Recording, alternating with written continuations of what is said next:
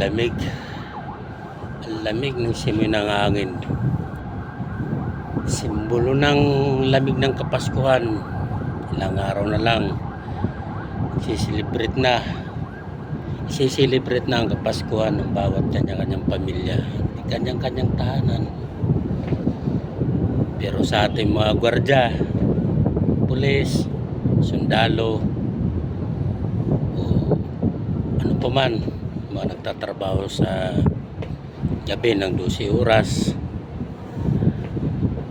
at alam ko dito sa mga katulad natin, mga gwardya, mga kapulisan, sundaluhan, pag natatapat ka talaga sa duty mo na panggabi, malabo natin nakakasama ang ating mga pamilya na makasama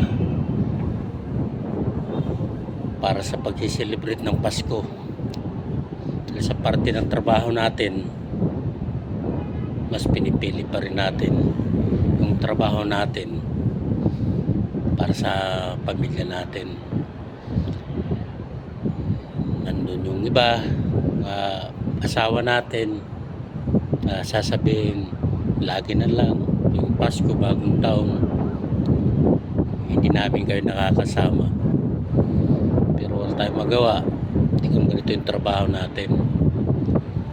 Lalo na yung mga kapwa kong gwardya na panggabi na 12 oras ang tatrabaho, umulan man umaraw, bumagyo, bumaha, ulumindol, ito pa rin tayo sa trabaho natin. No choice tayo, ito talaga yung profession ng trabaho natin. Wala tayong magagawa. Magkakaroon lang tayo ng pagkakataon kung tayo natatapat sa panahong na makakasama natin na ating mga pamilya sa oras ng Pasko at bagong taon. Pero mas mahalaga pa rin ang trabaho kasi ang pag-celebrate naman ng Pasko at bagong taon, isang beses lang naman. May mga araw pa naman o ibang araw na pwede natin makasama, mag-celebrate o ipasyal ang ating mga pamilya. Sa ganun pa man, darating Kapaskuhan, kabagong taon, at sana'y sa buong magdamag at maghapon nagsiselebrate ay maging sipan lahat at wala namang anong kaguluhan at walang mababalitaan na sa ano pa man na hindi maganda.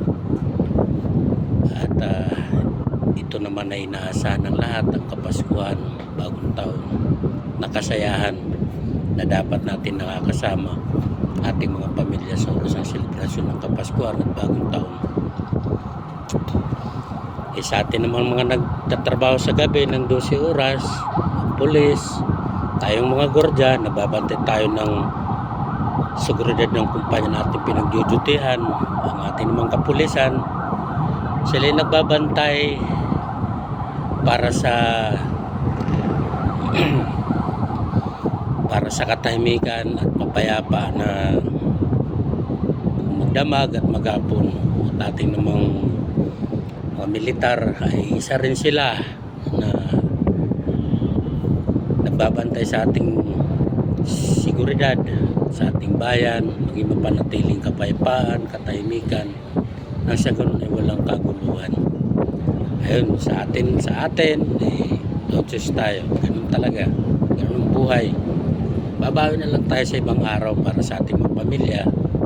May siselebrate natin sila at may papasyal. Yan lang, at mag-iingat tayo lahat at mag-isip tayo sa trabaho gabi-gabi at wala pong maging problema at patuloy tayong gabayan nasa taas. Lang, paalamat. Merry Christmas sa lahat sa inyo and advance Happy New Year.